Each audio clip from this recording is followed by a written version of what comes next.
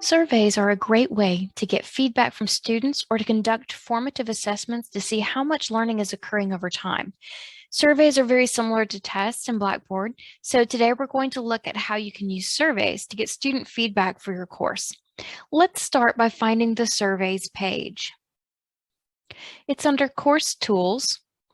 Choose Tests, Surveys, and Pools. Then choose Surveys.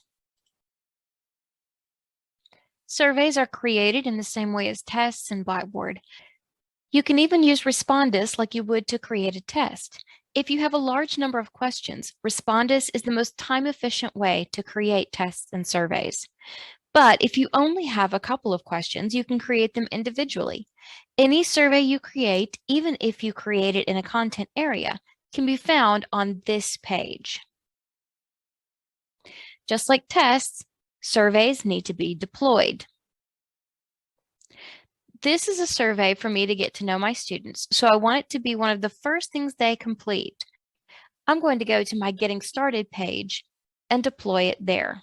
I can go to Assessments and choose Survey. This brings up a page where I choose the survey I want, just like when I deploy a test. I even have the same options as if it's a test. I'm going to leave everything the same except make it available to students. Now the survey is deployed. I'm going into student preview mode so that I can answer the questions as a student. This is something you can use anytime you want to see what your course looks like or behaves like from a student perspective. I can take the survey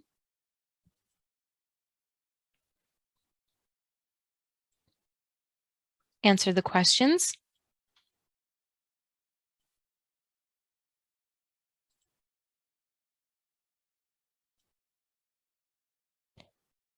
and see my answers, just like a student would if they were taking this survey. Now let's see what it looks like from the faculty perspective when a student responds to a survey. I choose Exit Preview, but keep the student data. Now I'm back in faculty mode. Let's go to the Grade Center.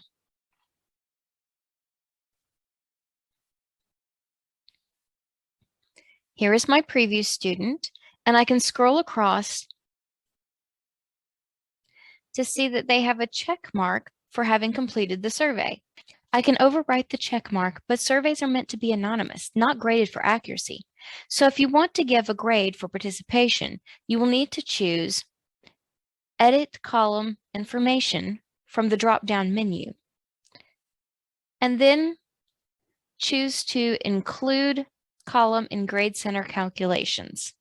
Also, I know some people don't like having the surveys cluttering up their Grade Center.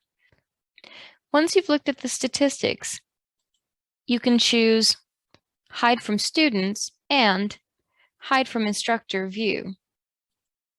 This makes it disappear, and the only way you can find it again is to go to Manage and choose Column Organization, find the hidden column, and show selected columns.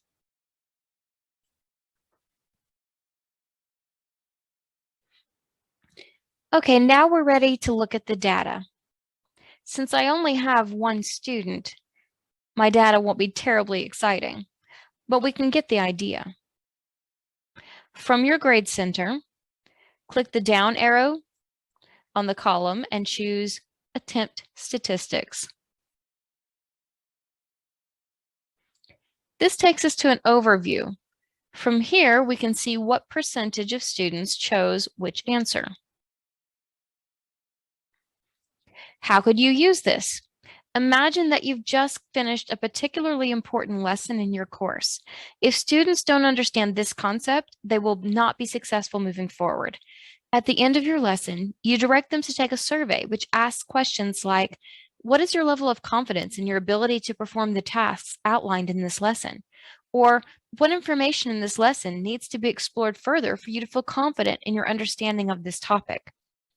You can then pull up their responses and make decisions about whether you want to move forward with a new lesson or revisit concepts from the previous lesson. Student feedback can help you make decisions about the pace of your course. One last thing. Let's say you want to keep this information for documentation purposes.